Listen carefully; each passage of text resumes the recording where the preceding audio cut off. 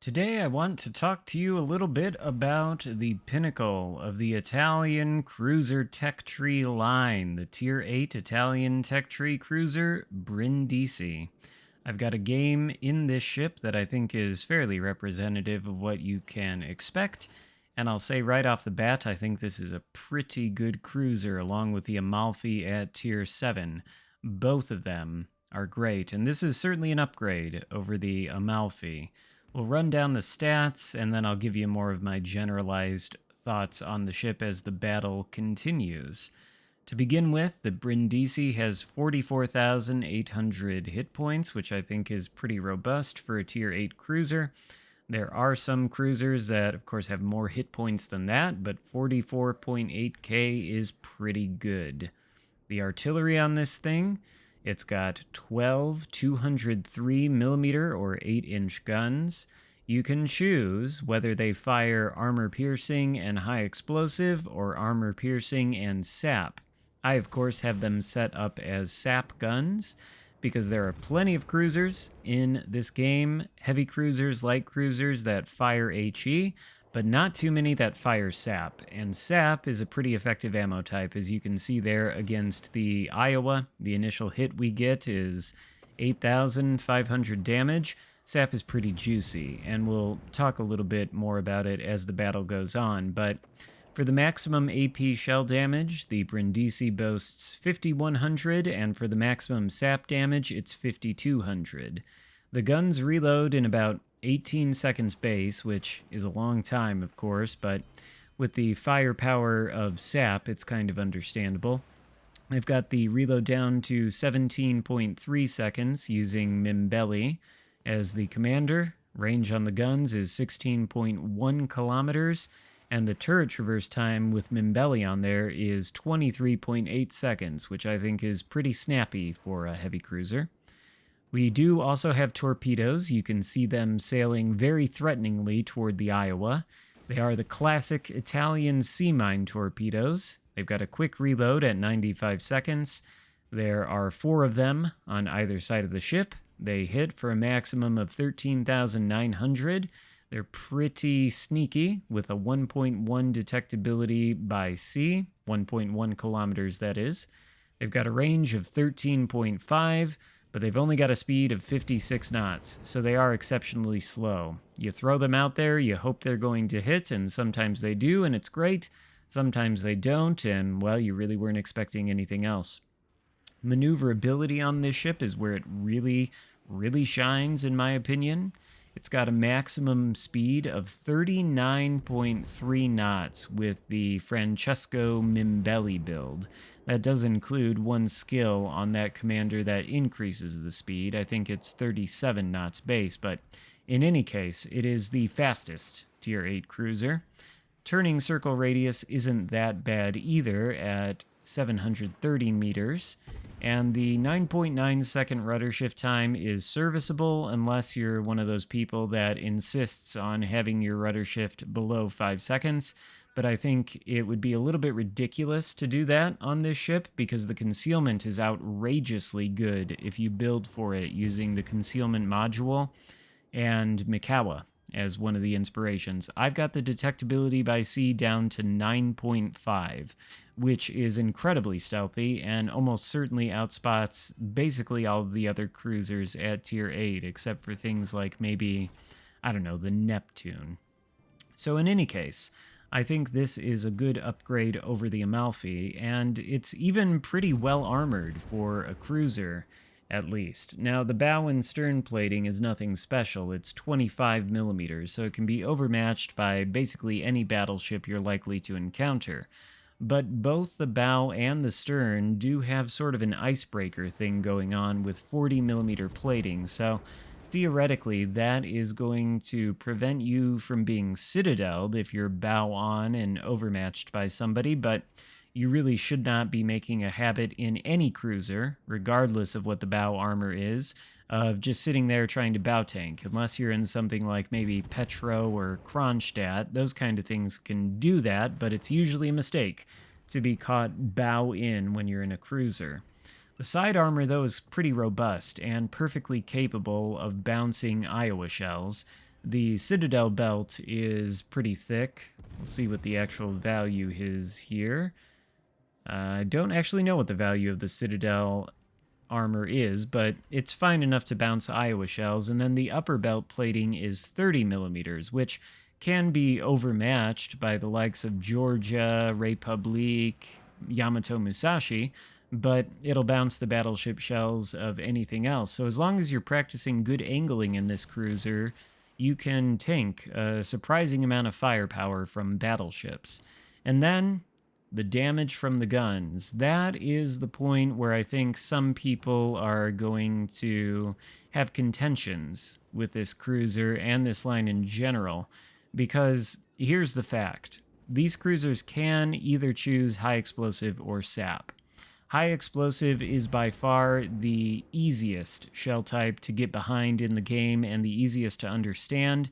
It also offers probably more consistent damage, but you can see the benefit of sap here against the Udachi. Sap, like HE, has similar penetration characteristics, but it hits like AP. So I would recommend running sap on these Italian cruisers for that reason. It is absolutely lethal versus destroyers. Once we get another shot on this Udachi here, you can just, well, you can ask him how good it felt to be hit by these sap volleys, and I think he would tell you not very good because he's dead. In any case, if you are going to use sap, there is something you have to understand. Now, if you're shooting HE from a cruiser with 8-inch guns, you know that that HE can penetrate 32 millimeters of armor, regardless of what the angle is. If the HE shell impacts 32 millimeters, it's gonna penetrate, it's gonna do HE shell penetration damage, and it's going to have the possibility of starting a fire. That is not true with sap. Now, the sap guns, or the sap shells from these 8-inch guns, can penetrate at least 32 millimeters of armor. I'm pretty sure the penetration value is above that, although I'm afraid I don't know what it is off of the top of my head. But in any case, if this sap shell hits an armor threshold that it can penetrate, it is going to penetrate regardless of distance, but not regardless of angle. Sap shells can still ricochet, and I think they start ricocheting at about a 15-degree angle. So if you're shooting at something that is really steeply angled toward you, you're going to need to aim up into the superstructure just like you would with HE.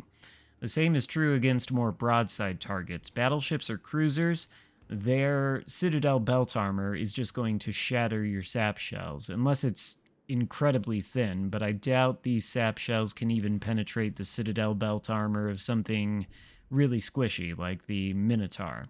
So you're going to need to be aiming for the upper belt armor and superstructures on battleships especially, and to some degree cruisers. You want to aim these sap shells in basically the same places you would aim HE, and dialing in the aim is crucial here because if you're the kind of player that relies exclusively on auto-aim, and you may have seen this a little bit earlier if you were paying attention, when we were shooting at the angled Iowa, and we zoomed in through the binoculars, you'll note that if you look back a little bit in the video, we had to adjust our aim manually. We had to bring it up. That is because this auto-aim feature, and by auto-aim, I mean you hit L2 or the left trigger, depending on your console, you zoom into the binoculars, and the game itself gives you sort of an automated lead, or basically puts your reticule in the place where if you shoot the guns, you're going to hit the target. The problem with that is I'm pretty sure the auto-aim is calibrated to always aim at the waterline. You see it there. When we zoom in on the Alsace, we have to bring our shells up in order to hit his vulnerable, juicy upper belt armor and superstructure to take him out. But you see we have to adjust our aim and bring it higher because auto-aim is constantly aiming at the waterline. And if you're relying exclusively on the auto-aim in this Italian cruiser or any of them, then your shells are going to be hitting waterline, and they're going to shatter on the Citadel belt armor. You need to be able to aim well in order to make the best use out of this sap. It really requires you to aim precisely at the places where you know the sap is going to penetrate. And generally speaking, that is going to be the upper belt armor and the superstructure of battleships and most cruisers. Destroyers, the sap will pen everywhere and do massive damage. You do not want to be hit by the Brindisi's sap if you are playing a destroyer. But I think because of the peculiarities of sap, that is going to turn some players off from playing this line, and it's going to trick them into thinking that the sap is less effective than HE. That is not the case. The sap is monstrous. It's just more difficult to use than HE. HE doesn't really take any thought process or any kind of precise aiming. Sap does. So you're going to have to get used to that if you want to make the most out of this Italian line. You'll also need to recognize the fact that against things like German battleships, for example, the Bismarck here that we have, the sap is not always going to be super effective unless it hits their superstructure. The German battleships, the Russian ones, and the Italian ones tend to have really, really robust belt armor, including their upper belts, and I'm pretty sure those values can shatter these sap shells, which is why we're getting so many shatters against the Bismarck, and we are penetrating when we hit the superstructure. It might be better, in cases like this, to switch to the armor piercing, and that is true of broadside cruisers as well. You'll note that we got 2 citadels in this game against I think it was the mines, when he was broadside to us. We had to shoot AP to get those citadels because this sap is simply not going to be penetrating cruiser belt armor and getting citadels. It's theoretically capable of scoring a citadel hit, like AP, but it's not going to happen very often. I don't know that there's really any ship you're going to get a sap citadel on.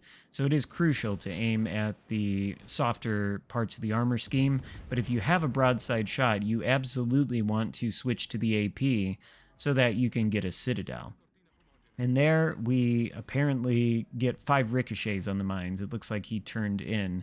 And by the way, we're down to 3 ships versus 2. The game is not looking too great for us. But with this salvo, we should hopefully be able to take out the mines. And here is going to sort of illustrate the principle that I've articulated in the past. It really doesn't matter what ship you're playing in. If you can stay alive for the entirety of the battle, that is going to increase your chances of having a larger battle impact. And note that at this point, we've done just over 100,000 damage and only sunk 2 ships. Well, now 3 with 110,000 damage since the mines goes down.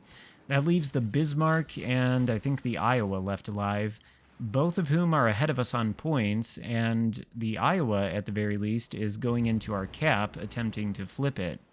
So we have a healthy amount of hit points left. We've got the Bismarck chasing us, but we can angle reasonably well against his shells. The thing we can't angle against is his secondaries. They are melting us a little bit. But as long as we present an angled broadside to him, his AP is not going to be all that effective.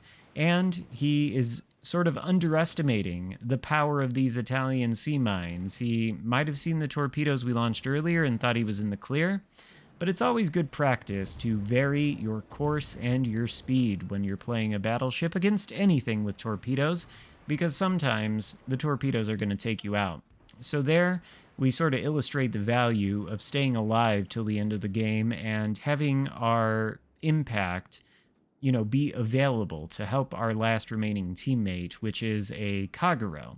I'm pinging him to defend the cap because I thought with the point situation, 510 versus 462, the enemy team might have enough time to make up the points and beat us, but turns out they don't. So my insistence that the Kagero go defend the cap is all for naught. As long as the Iowa does not sink either me or the Kagero, we're going to win this game. And we wouldn't have if I had played a little bit more carelessly and not been able to take out that Bismarck at the very end. The Kagero is actually going to top the leaderboard when this game is over with 3,000 base XP, which is the unmistakable sign of a Chad IJN torpedo boat player.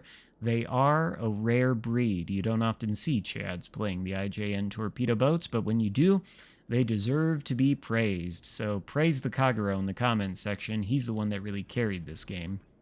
In any case, These Italian cruisers are sort of like longer range sap spamming cruisers that have agility and the ability to reposition very quickly on the map. They're deadly versus destroyers, and they do, of course, have the rolling smokescreen generators, which allow you to have mobile concealment and sort of get out of jail free cards if you need to make a turn where you'd otherwise be spotted. I think they're a great experience, and the Brindisi is definitely the pinnacle out of all of them. I would highly recommend grinding to it because I think they're unique, and there's really nothing else in this game with sap shells that are as good as these cruisers. So, yeah, they're pretty fun, and I recommend the Brindisi for sure. Hope you enjoyed the video. If so, give it a thumbs up, consider subscribing if you haven't already, and I'll see you next time. Goodbye.